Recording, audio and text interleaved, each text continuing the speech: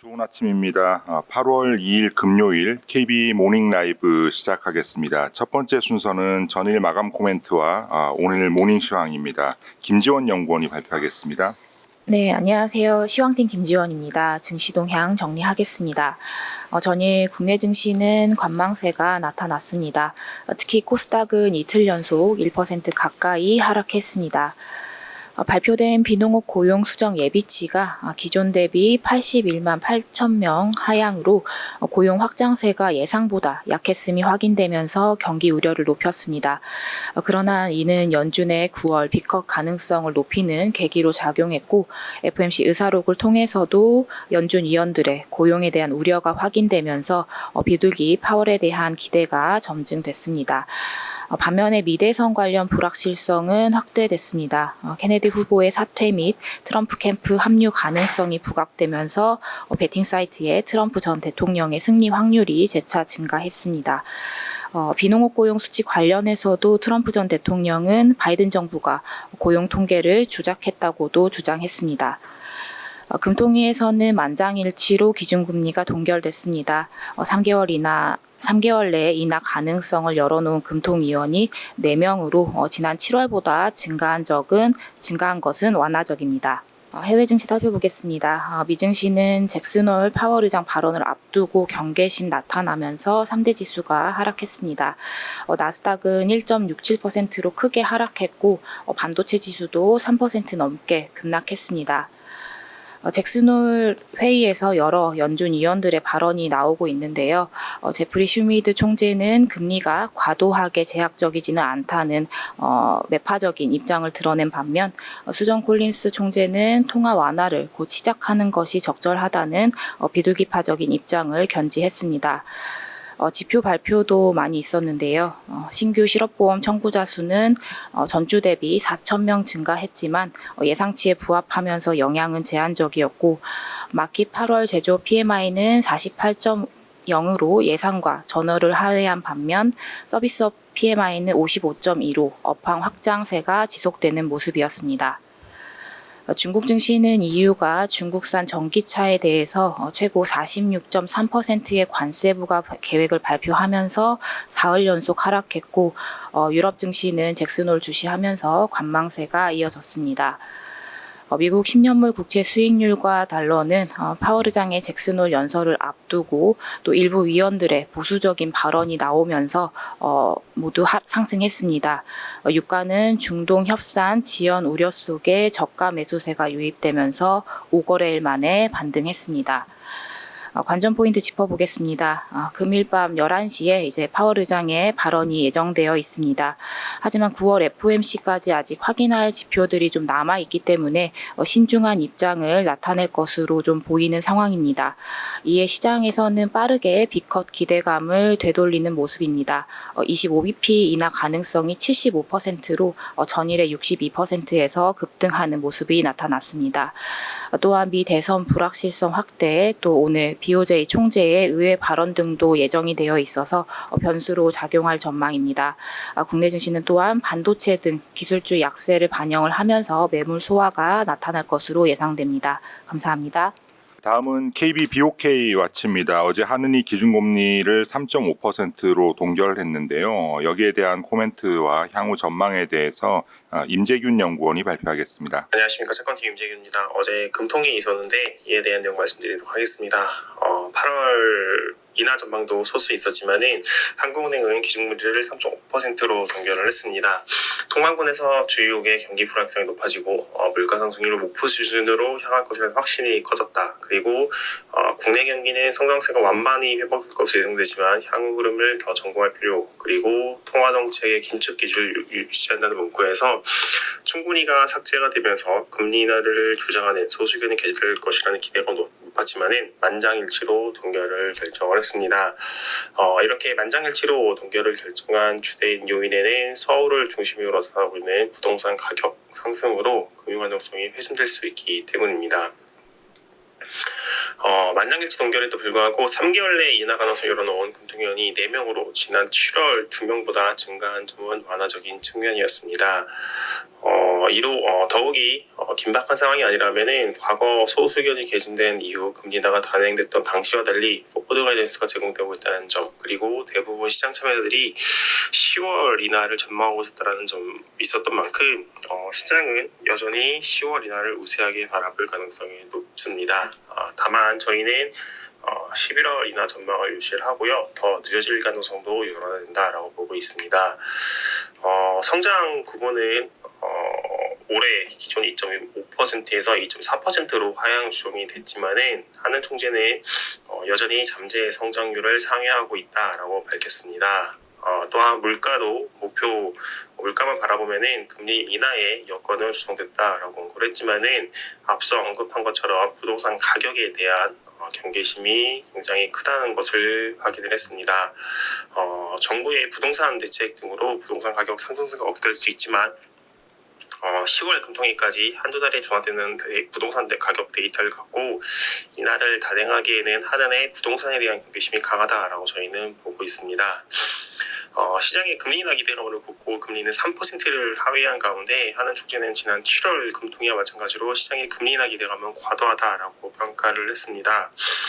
시장 금리가 낮은 이유에 대해 시장의 인하 기대감과 함께 수급적인 요인을 같이 언급을 했는데 저희가 지난 금통위에서부터 말씀을 드렸던 한은의 시장 개입 가능성은 없을 것이라고 우회적으로 언급한 것으로 판단을 합니다. 다만 절대적으로 금리가 낮은 가운데 한은 총재는 금융 안정을 고려한 중립금리는 금융 안정을 고려하지 않은 중립금리가 높다라고 언급을 했고요. 저희는 금리 인상 사이클 당시에 2.75%를 중립금리의 상단이라고 언급한 점을 고려하면은 이를 기준으로 삼을 만하다라고 보고 있습니다. 인하 사이클의 최종 기준금리가 2.75%라면은 현재 시장금리에서 하락폭에 대한 눈높이는 낮춰야 한다라고 보고 있고, 오히려 대부분의 크레딧 금리로 역캐리가 지속되고 있는 가운데 원화가 하락하면서 외국인들의 선물을 매도할 수 있는 점은 금리 변동성 요인이라고 저희는 보고 있습니다. 이상입니다. 네, 어제 금통위에서 그 만장일치로 기준금리가 동결이 됐는데요. KB증권은 오는 11월 금리 인하가 단행될 것으로 전망을 하고 있습니다. 다만 이 시기가 좀 더 늦어질 가능성도 열어놔야 한다는 임재균 연구원의 의견이었는데요.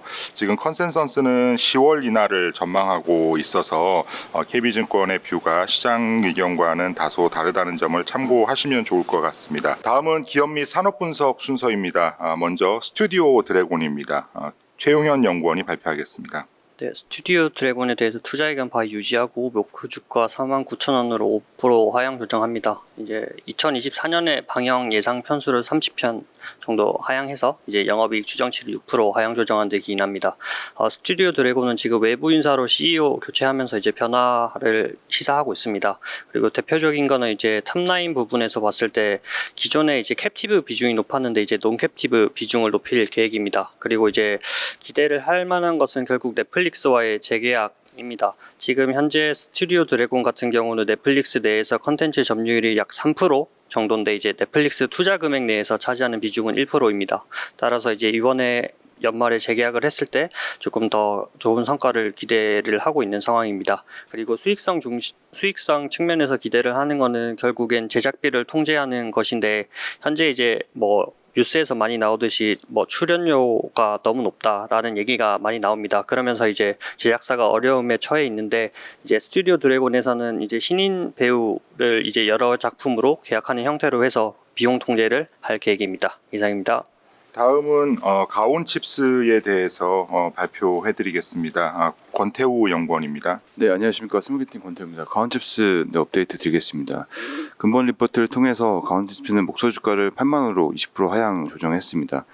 매크로 영향에 인해서 AI 모멘텀 약화를 방향하여 밸류에이션 하향 조정했고요.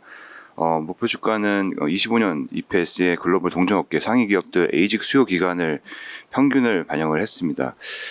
상반기 실적은 매출액 412억 원, 영업 적자 5억 원을 시현했습니다. 상반기에는 이제 프로젝트 계약 일정 조정 등이 좀 빈번하게 있었고요. 그런 부분들 때문에 결국 조금 더 탑라인에 대한 부분들이 좀 지연됐다라고 보시면 될 것 같고, 또한 이제 수주 확대 그리고 기술 고도화에 따른 라이센스 리뉴얼과 그다음에 서버 인프라 구매 비용 이런 부분도 확대가 되면서 영업이익 쪽에서는 조금 좀 약화됐다라고 보시면 될 것 같습니다. 자, 반면 하반기에는 예상 실적은 576억 원, 영업이익은 76억 원으로 상반기 대비해서 대폭 개선된 모습을 보여줄 거로 보고 있고요. 또한 그 이제 지원된 개발 매출 반영에 따라서 3분기 매출액이 4분기 대비 좀 높을 것으로 보여지고 있고 기존 추정치 268억 원에서 309억 원으로 변경했습니다. 또 하반기에는 이런 구매 비용 같은 부분들이 발생 가능성이 낮기 때문에 영업이익 측면에서는 좀 긍정적인 상황이다라고 보시면 될 것 같습니다. 최근 가온칩스가 그 8월 8일 날 공시한 게 있는데요. 디벡스와 70억 규모의 에이직 설계 관련된 공시입니다. 언론 보도에 따르면 이제 디벡스가 가온칩스와 삼성 파운드리 공정을 활용해서 시제품을 제작해 왔습니다.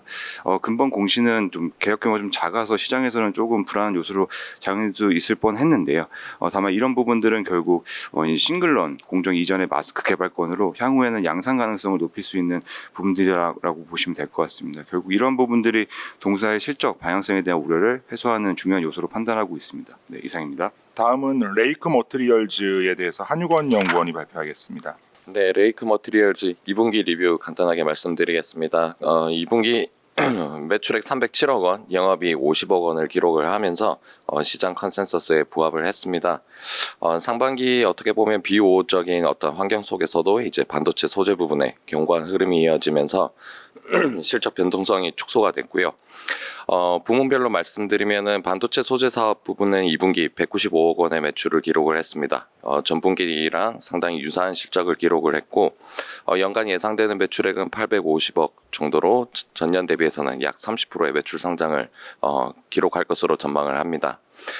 지금 8월 말까지 현재 출하에는 뭐 크게 변화 없는 흐름이 이어지고 있긴 하지만 4분기에는 이제 전반 고객사의 생산량의 가감 여부에 따라서 변동성 확대 가능성이 있다는 점은 고려를 하셔야 될 것 같습니다. 그리고 태양광 부분 같은 경우에도 1분기와 유사하게 실적이 나왔는데요.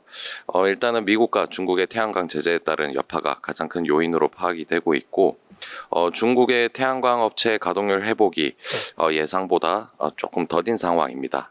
하지만 상반기보다는 하반기가 가동률이 소폭 회복 조짐을 보이고 있다는 점은 긍정적이고요. 그리고 최근에 전기차 화재 관련해서 이제 전고체 관련주의 관심 증가로 인한 어떤 주가의 변동성이 확대되고 있습니다. 레이크 머티 같은 경우에는 약 120톤 규모의 전고체 소재 양산 플랜트를 이미 완공을 한 상황이고 국내 그리고 미국, 중국 등 이제 글로벌 셀 업체 양산 샘플 모델을 현재 공급을 하고 있습니다. 25년 중에는 이제 공급업체 선정이랑 공급 물량 등의 어떤 가시적인 부분들이 나타날 것으로 보입니다. 이상입니다. 네, 이것으로 8월 23일 금요일 KB 모닝 라이브 모두 마치도록 하겠습니다. 한 주 잘 마무리하시고 즐거운 주말 맞으시기 바랍니다. 감사합니다.